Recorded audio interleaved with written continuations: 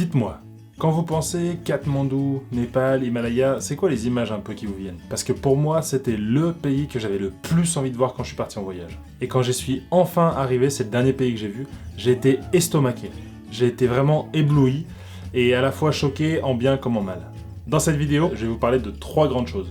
Tout d'abord, un petit peu le Népal, ensuite je vous parlerai des choses qu'il faut absolument voir à Katmandou, la capitale, et enfin je vous partagerai les 9 choses qui m'ont choqué au Népal, que ce soit en bien comme en mal. Allez, c'est parti! Générique.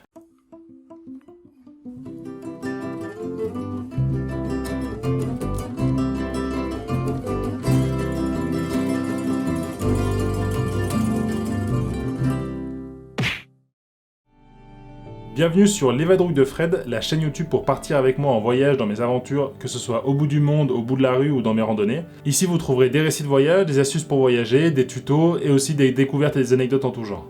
Pour beaucoup, le Népal c'est un pays qui intrigue. C'est pas le numéro 1 des pays qu'on met sur sa liste quand on part en voyage, et pourtant moi c'était un truc qui m'attirait à fond. Et aujourd'hui je vous fais cette vidéo parce que vous faites peut-être partie des gens qui savent pas trop à quoi s'attendre quand ils pensent au Népal.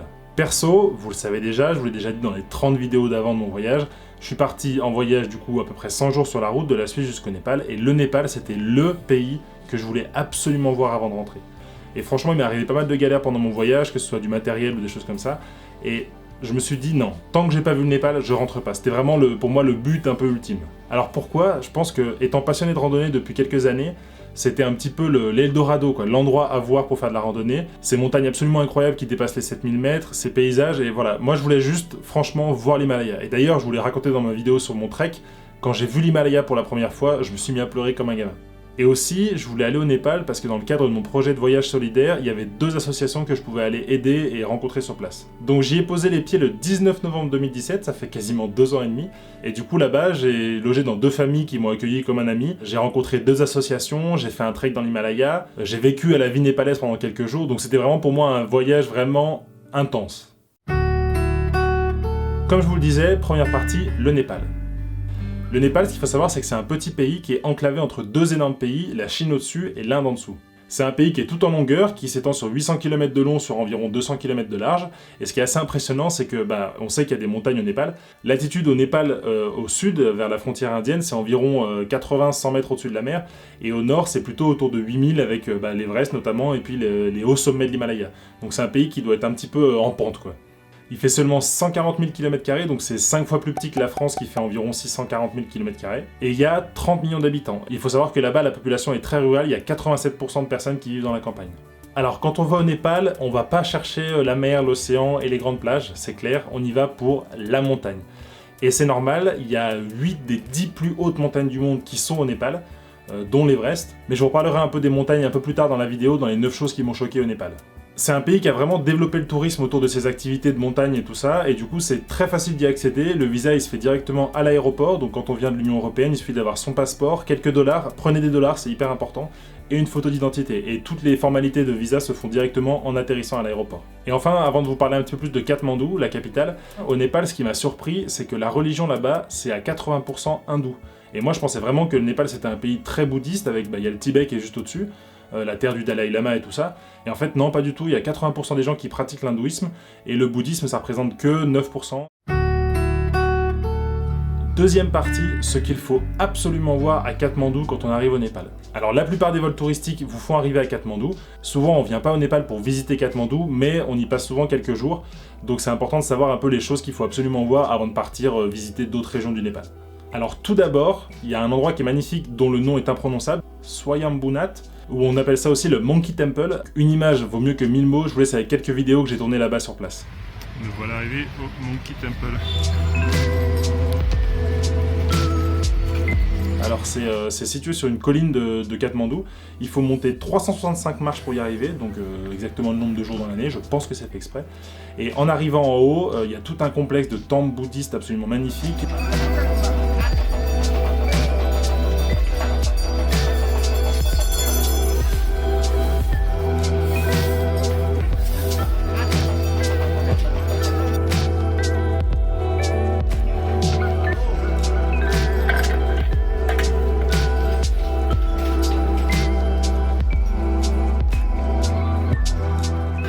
Faire le tour dans les aiguilles, dans le sens des aiguilles d'une montre, et faire tourner les petits trous comme ça.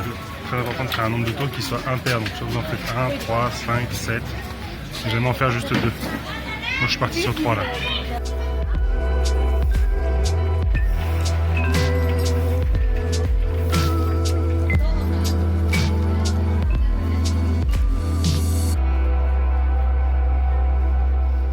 Ensuite, il y a un autre endroit qui est hyper impressionnant à visiter, c'est l'immense stupa de Bodhnath. C'est un des principaux sanctuaires de Katmandou et de sa région. Les stupas, c'est ces immenses constructions bouddhistes blanches, rondes. Il faut savoir que celle-là, elle a été complètement détruite lors du tremblement de terre en 2015, mais ils l'ont tout reconstruit.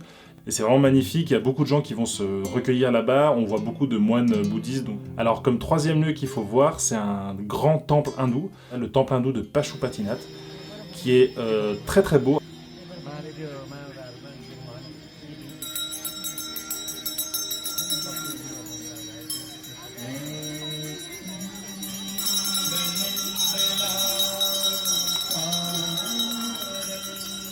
Ce qui est juste choquant là-bas, et c'est un endroit qui est assez connu de Katmandou pour ça, c'est que c'est un endroit où les gens brûlent les corps à l'air libre. Donc en fait, on peut, moi quand je suis arrivé, je marchais comme ça, et à côté de moi, il y avait des brasiers, donc des flammes de quelques mètres de haut. Et en fait, c'était des corps de gens décédés qui étaient en train de brûler. Donc ça, c'est assez choquant.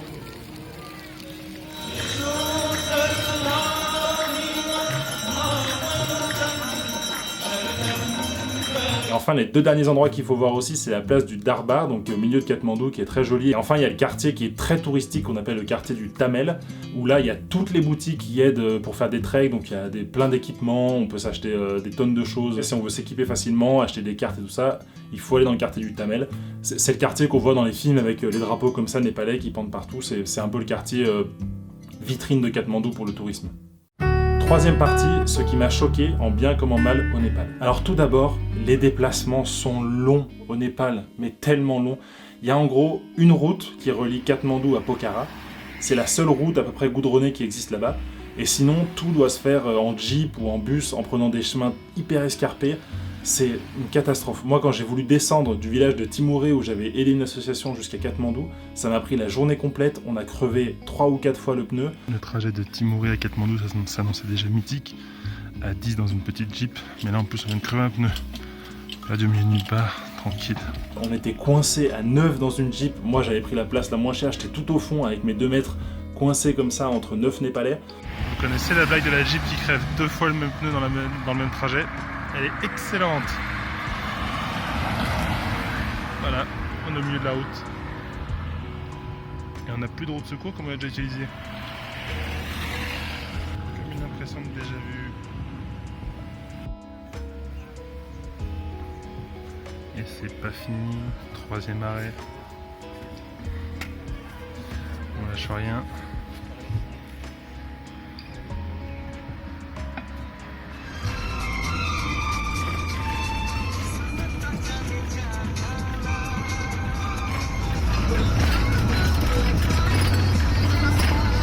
Bref, les transports sont hyper longs. Quand on veut aller dans la région de l'Everest, il faut prendre un tout petit avion qui atterrit dans un aéroport qui est pas vraiment un aéroport et qui est un petit peu dangereux. Prévoyez des journées de transport vraiment si vous y allez, parce qu'on part pas d'une ville et pour aller à une autre en 2 heures, parce que les kilomètres sont courts. Non, même quand il n'y a que 50 km, ça peut vous prendre la journée. Deuxième chose, il y a un vrai contraste entre les villes qui sont hyper bruyantes, très poussiéreuses, avec beaucoup d'animation, beaucoup d'effervescence, beaucoup de gens, et les campagnes qui sont hyper calmes, très ressourçantes, très reposantes. Troisième chose, la religion est extrêmement présente, donc que ce soit l'hindouisme ou, vous avez pu le voir dans les vidéos du trek que je vous ai partagées, il y a des temples hindous un petit peu partout, ou des murs de prière. Il faut toujours faire attention à contourner ces édifices par la gauche, et on voit bien que les gens ont quasiment tous une religion qui s'affiche assez fièrement. Les religions se côtoient, donc on voit à la fois un temple hindou, et puis à côté ou en face, on peut voir un édifice plutôt bouddhiste, et les gens se respectent. Il n'y a pas vraiment de guerre entre les religions comme on peut voir dans certains pays, quoi. Quatrièmement, et très important, les montagnes. Ah là là, les montagnes. Magnifique. Alors moi, j'habite en Suisse, j'adore les montagnes suisses, mais alors là-bas, c'est encore un autre level. L'Himalaya, c'est époustouflant. Pour info, sachez que la chaîne des Alpes, dans sa globalité, donc du coup du sud des Alpes vers la Méditerranée jusqu'à l'Autriche, c'est environ 300 000 km². L'Himalaya, c'est 2 fois plus grand, donc c'est 600 000 km². Et la plupart des grandes montagnes du monde se trouvent au Népal, du coup c'est un vrai paradis pour les randonneurs qui veulent faire des treks en altitude. Donc on va avoir par exemple des régions comme l'Annapurna, On a aussi la région de l'Everest, c'est 2 régions très très touristiques pour les treks, mais il y a aussi le Mustang qui est une région très préservée là-bas, il y a le Langtang que moi j'ai visité, et il y a encore d'autres régions qui sont hyper intéressantes pour découvrir l'Himalaya de l'intérieur. L'Himalaya, c'est un endroit incroyable, et d'ailleurs il y a une info un petit peu récente qui est sortie, c'est qu'avec les histoires de confinement, la pollution diminue énormément au Népal, et pour la première fois depuis 30 ans, on arrive à voir depuis l'Inde, donc depuis plus de 200 km, on arrive à voir de façon très très claire la chaîne de l'Himalaya, chose qui était impossible avant avec toute la pollution. Ça, c'est une très très bonne nouvelle du confinement. Et du coup, le Népal s'est construit un peu une réputation de paradis des sports outdoor. Donc, il y a certes tout ce qui est randonnée, alpinisme, mais il y a aussi le parapente, le rafting, l'escalade également. Tout ça, c'est des choses, si vous êtes passionné, au Népal, vous allez trouver votre bonheur x 1000. 5e point, la pauvreté. Franchement, le Népal, c'est un des pays les plus pauvres du monde, et c'est notamment très difficile pour les enfants, avec beaucoup de cas de malnutrition, et puis aussi des grandes difficultés à accéder à l'éducation. Donc pour ça, le Népal, c'est peut-être un peu dur si on est un peu sensible à ça. On peut en tout cas, depuis nos pays européens, agir pour le Népal avec des associations comme Solimal, je vous en ai parlé, ou l'association que je vous présenterai dans la future vidéo que je vous sortirai bientôt. Le 6e point, qui est aussi un point pas très sexy, c'est la saleté. Alors c'est très sale là-bas. Il y a énormément de déchets partout, que ce soit en altitude, on voit souvent des articles qui disent que l'Everest est devenu la poubelle du monde parce que les gens laissent leurs déchets, mais c'est un petit peu ça partout, donc même dans des régions très préservées, très belles ou très sauvages, on peut trouver des détritus. 7e point, ce qui est assez impressionnant, c'est les tremblements de terre. Alors les Népalais sont, je vais dire, très habitués à ça, et moi, pour info, la veille de mon départ, j'étais en train de manger avec la famille qui m'hébergeait à ce moment-là, et d'un coup j'ai senti le sol bouger, alors pas énormément, mais comme si quelqu'un était en train de secouer un peu l'immeuble, et en fait je me suis renseigné après, il y avait eu un tremblement de terre d'échelle, je sais plus, 5 sur l'échelle de Richter, et ça a juste fait bouger comme ça, mais les gens n'étaient pas du tout choqués, et j'ai demandé qu'est-ce qui se passait, ils m'ont dit « Ah, it's an earthquake », je fais « Ah ok », comme si c'était normal. Pour moi, c'était genre « Waouh, le truc de fou, un tremblement de terre !» Mais non, pour eux, normal quoi. 8e et avant-dernier point qui m'a vraiment marqué au Népal, c'est la nourriture. Alors, la nourriture est vraiment excellente, les plats sont assez simples. Il y a un plat que tout le monde mange partout, c'est le dal bhat, donc c'est des lentilles avec du riz et des légumes sautés. Et le 2e plat incontournable du Népal, c'est les momos, donc c'est ces espèces de petits beignets à la viande. Ah oui, et ce qui est très drôle aussi au Népal sur la nourriture, c'est qu'il faut manger avec les doigts. Voilà, je mange à la Népali avec les mains. On prend comme ça, on pousse avec le pouce. Cái timing để họ nên cái kiểu mọi thứ ra rất ít. Ê, Bonne débat. Faites attention, les Népalais mangent hyper épicé. Moi, pour info, il y avait un jour une assiette complète de tout petits piments, mais vraiment des piments gros comme ça. Et puis je voyais la maman en manger comme ça, les uns après les autres, comme si c'était des cacahuètes. Moi, j'en ai pris un, mais ça m'a tué, ça m'a arraché la gorge et la bouche. Faites attention, si vous allez au restaurant, demandez no spicy, no spicy. Et enfin, la dernière chose qui m'a ébloui au Népal, c'était les Népalais et les Népalaises. C'était merveilleux. C'est une population avec le cœur sur la main, c'est incroyable. Moi, j'ai eu la chance d'être accueilli dans 2 familles, des amis d'amis qui ont accepté de m'héberger. Ils ont cuisiné pour moi, ils m'ont emmené visiter les différentes choses. Il y a plein d'endroits que moi j'ai réussi à y aller alors que c'était interdit aux touristes parce qu'on m'a fait rentrer. Les gens ont vraiment tout fait pour moi et pour me faire profiter de mon voyage, et ça c'était extraordinaire. Et la mentalité népalaise, franchement, ils ont beaucoup à nous apprendre. C'est un peuple qui est très gentil, qui mise beaucoup sur le bonheur avant tout. Tous les principes de la religion bouddhiste, ils les appliquent au quotidien, donc ça c'est merveilleux. Et c'est aussi un peuple qui est très résilient. Voilà, c'est un pays qui a été vraiment dévasté par un tremblement de terre en 2015. Moi j'y suis allé en 2017, 2 ans après. Franchement, les gens ils ont repris leur vie, ils ont tout reconstruit. Et puis oui, c'est un petit peu moins bien qu'avant pour certaines choses, mais ils continuent à vivre à fond, à se donner à fond. C'est vraiment un peuple qui donne le sourire, qui donne envie de passer du temps avec eux. Et moi ça m'a vraiment énormément touché, et je pense que c'est le peuple qui m'a le plus touché de tout mon voyage. Donc le Népal, vraiment, il faut le voir pour le croire, même si on a des a priori parfois avant. Il faut y aller pour voir de ses propres yeux et sentir vraiment ce pays de l'intérieur, goûter à sa nourriture et être au contact des gens. Et franchement, allez-y pour avoir aussi des potes qui y sont allés après, je pense que vous n'en reviendrez pas indemne. Voilà, j'espère que cette vidéo vous aura plu. En tout cas, moi j'ai adoré vous la faire. J'espère que le Népal vous donne maintenant un peu plus envie. Très bientôt, je vous publie la dernière vidéo de mon voyage où on parlera de la ville de Pokhara au Népal et d'une association qui aide des enfants aveugles à avoir accès à l'école. Et enfin, si cette vidéo sur mes impressions au Népal vous a plu, je vous invite à aller voir cette vidéo juste là, qui est un peu le même principe sur l'Inde, où je vous présente le choc que j'ai vécu quand je suis arrivé en Inde. Love sur vous!